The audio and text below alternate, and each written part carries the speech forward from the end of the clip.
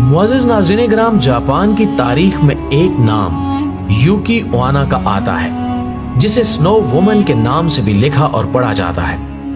कहा जाता है कि खातून की तरह दिखने वाली ये मखलूक बहुत सी ताकतों से माला माल थी, जो आम इंसानों को दंग कर देने के लिए काफी है। 17वीं सदी ईस्वी में जापान पर राज करने वाली इस मखलूक की दास्तान सुनकर यकीन करना मुश्किल हो जाता है। तारीखी शवाहिद के मुताबिक सबसे पहले इस मखलूक को जापान की सरजमीन पर 1603 में देखा गया।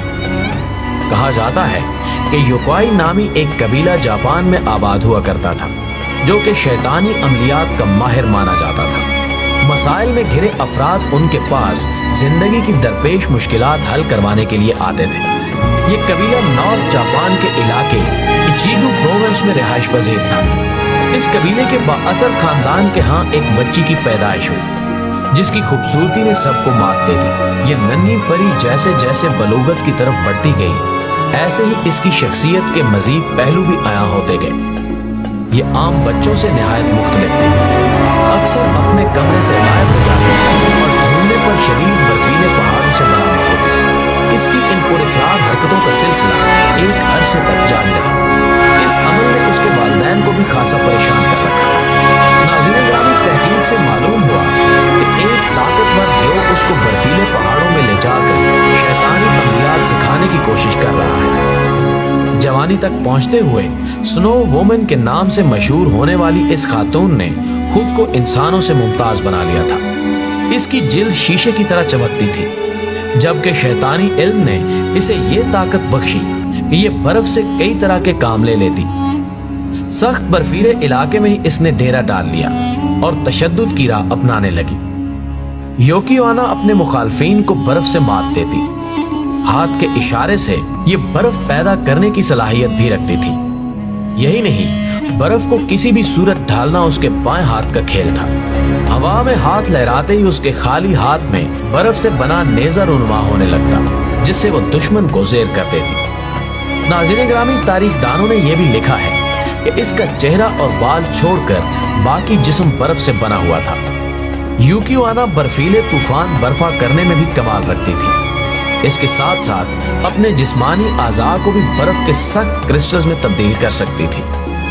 अगर कोई भूला भटका उन बर्फीले पहाड़ों में खो जाता तो यूकी ओना के हाथों मौत उसका मुकद्दर होती। ये शैतानी बला उस शख्स को मारने के बाद करीबी इंसानी आबादी में छोड़ आती, ताकि डर और खौफ की फिजा कायम रहे। जापान के चंद बर्फीले पहाड़ों के दामन में मौजूद गारों से बर्फ में धंसे अफराद मिले हैं। जिन्हें इसी शैतानी ताकत ने बर्फ में मुंजमद करने के बाद उन गारों तक पहुंचाया था। मुअज़्ज़िज़ ख़वातीन व हज़रात, इस पुरस्कार शख्सियत की रुदात जापान की तकरीबन सभी रिवायती किताबों में मिलती है। एक सदी तक कहर ढाने वाली यूकी ओना ने बेशतर बेगुनाहों को मौत के घाट उतारा, हत्ता कि उसने अपने कबीले वालों को भी बेदर्दी से कत्ल किया, और यही अमल उसकी अपनी मौत का सबब बना। कबीले के एक शख्स ने शैतानी अमलियात से चंद ताकतें हासिल की और बर्फीले इलाके में यूकी ओना की रिहाइशगाह पहुंचा और उसे चालाकी से मार डाला। जापान की गलियों में आज भी इसका डर बाकी है।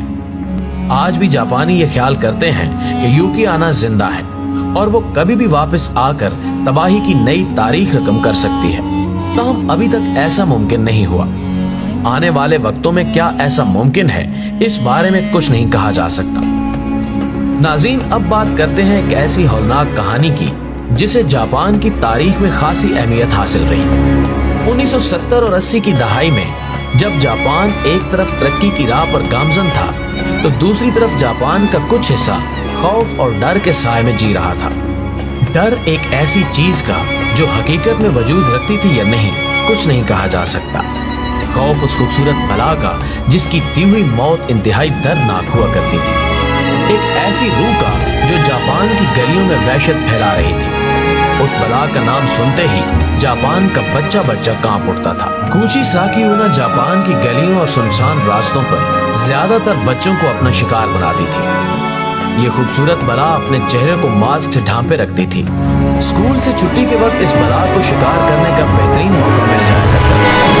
ये बला किसी बच्चे को अकेला पाकर उसकी तरफ बढ़ती और उससे एक सवाल पूछती। क्या मैं खूबसूरत दिखाई देती हूँ? सुनने में यह सवाल बेहद आसान लगता है, मगर कूची साकीयाना के मुताबिक कोई भी उसके सवाल का जवाब नहीं दे पाया। इस सवाल के बाद अगर कोई जवाब ना में देता था तो कूची साकी उस पर कैंची से वार करके उसे मौत के घाट उतार देती थी, और अगर जवाब हाँ में दिया जाता तो वो अपना मास्क उतार देती थी, जिससे उसका डरावना चेहरा वाज़ेह हो जाता था। इसके चेहरे के दोनों अतराफ से मखसूस किस्म के कट से खून रिस रहा होता था, जिसे देखकर अच्छे भले इंसान की रूह कांप उठती थी। इसके बाद कूची साकी अपना सवाल फिर दोहराती, क्या अब भी मैं खूबसूरत दिख रही हूँ? अब की बार जो भी जवाब मिलता उसके बदले में कूची साकी की तरफ से एक ही सजा सुनाई जाती, और वो थी मौत। जापान में 1970 और 80 की दहाई में इस खौफनाक बला की दहशत थी। लोगों ने घरों से निकलना छोड़ दिया था। इसके डर से बच्चे स्कूल नहीं जाते थे। इस ड्राउनी बला के इस अमल ने जापान हुकूमत को भी मुश्किल में डाल दिया था, और उसे स्कूलों में सख्त सिक्योरिटी फराहम करना पड़ी। मगर फिर भी इस बला ने सैकड़ों बच्चों की जान ले ली। नाज़रीन मोहतरम, यहाँ सवाल ये भी पैदा होता है कि आखिर इसके पीछे कैसा राज था कि ये औरतनुमा डायन किसी कुव्वत को खातिर में न लाते हुए खून की होली खेलकर मासूमों का कत्लेआम किया करती। आइए ये भी आपको समझा देते हैं। ये कहानी शुरू होती है 1200 साल पहले। जापान के छोटे से गांव में एक बेहद हसीन औरत रहती थी। उसका शौहर एक सिपाही था। अचानक जंग का ऐलान हो गया और फौज के आर्डर पर तमाम सिपाही वतन की हिफाजत को चल पड़े, जिसमें कूची साकी का शौहर भी शामिल था। चूंकि कूची साकीयाना बेहद खूबसूरत और बेपनाह हुस्न जमाल की मालिक थी, इसी वजह से उसे इलाके के खूबरू मर्द अपनी जानिब राग़िब करने की कोशिश करते। चंद औबाश इसमें कामयाब भी हुए। उधर कूची साकीयाना के शौहर बीवी की हरकत से बेखबर जंगी दौर से गुजर रहा था। जंग बंदी होने के बाद उस डायन का शौहर घर वापस आया तो उसने कूची साकी के कमरे में एक गैर मर्द को पाया। गुस्से की हालत में उसने तलवार से वार करके कूची साकी के खूबसूरत चेहरे को 2 हिस्सों में काट दिया, और साथ ये कहता हुआ हमेशा के लिए घर छोड़ के चल दिया कि बता अब तुझे कौन खूबसूरत कहेगा। इस सजा पर कूची साकी को एहसास हुआ कि वो अपनी खूबसूरती से महरूम हो चुकी है, लिहाजा उसने कैंची से अपनी जान ले ली। लोगों के ख्याल में था कि ये कहानी खत्म हो गई है, मगर उस डायन ने बदले की गरज से कहर ढा दिया और ये बदरू बनकर लोगों का खून करने लगी।